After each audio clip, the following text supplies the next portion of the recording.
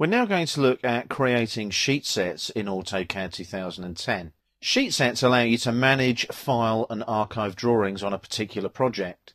In our case, it's our house development project as shown on the screen right now. Now, to get to our sheet set manager, we need to go to our View tab on the ribbon, and it's on the Palettes panel here, and there's the sheet set manager there.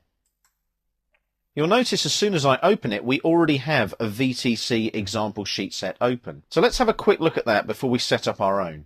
So we've got a VTC example sheet set. There's the name list there. And as you can see, we've got two layouts, both of which currently are locked with the little yellow lock symbol. That's because this drawing here is open at the moment.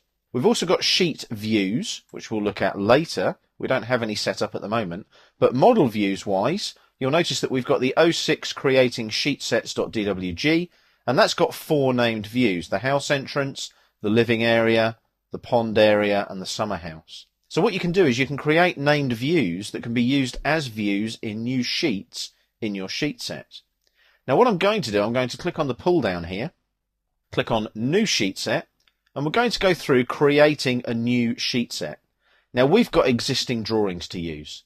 An example sheet set allows you to use a given setup that comes with AutoCAD. Normally though, you work with existing drawings that you've created for a particular project. So I click on Next now. The name of the new sheet set, well, let's work in conjunction with our drawing. It's going to be Housing Development Plan HDP1, and we'll put New House Project.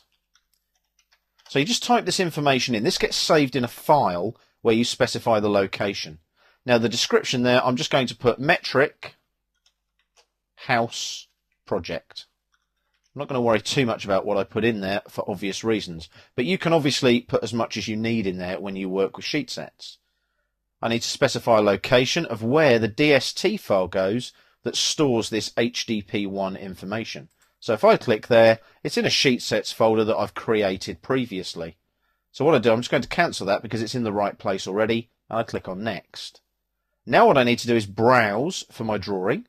So you'll notice there I've got a preset area where I'm going to. It's my drawings folder for this particular session in the AutoCAD 2010 Advanced Concepts course. So there's the drawings folder there. So I select that and I OK it.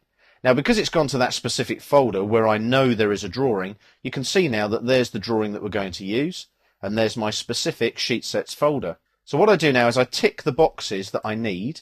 So I can tick there and get overall, like that. I can remove specific drawings if I need to, like so as well. I'm just going to tick everything and click on Next. I've now got my new sheet set preview in front of me. There's the two layouts. There's the sheet set name, model view, and so on. I can set all of this up in the sheet set manager. So I'm going to finish that now. And what will happen now is I've got HDP new house project listed there. If I go to the sheet list now, looks very similar to the example. Again, the layouts are locked because the drawing here is already open. So what I'm going to do now is close the drawing. So I'm going to close the drawing there. Do I want to save it? In this case, yes, I will. And what you'll notice now is it stays open, the sheet set manager. What I'm going to do is I'm going to close that now as well. And then I'm going to open up a blank metric drawing. You have to have a blank drawing open to use your sheet set manager. So I click on sheet set manager there, and notice now I've only got one locked layout there. So as you can see, if I go here now and go open, goes to the AutoCAD sheet sets folder, the default folder. So there's a default folder in your options in your files where you can put sheet sets. What I can do here, I'm very lucky, it remembers the ones that I've used. So I'm going to open up my new house project, and notice as soon as I refresh that there, the lock symbols disappear. So what I can do now, if I click there, I can actually start working with that particular sheet. I can actually rename it if I want to. I can rename and renumber, and I can completely edit the details of the sheet set entry, but the folder path and the actual DWG file name stay the same.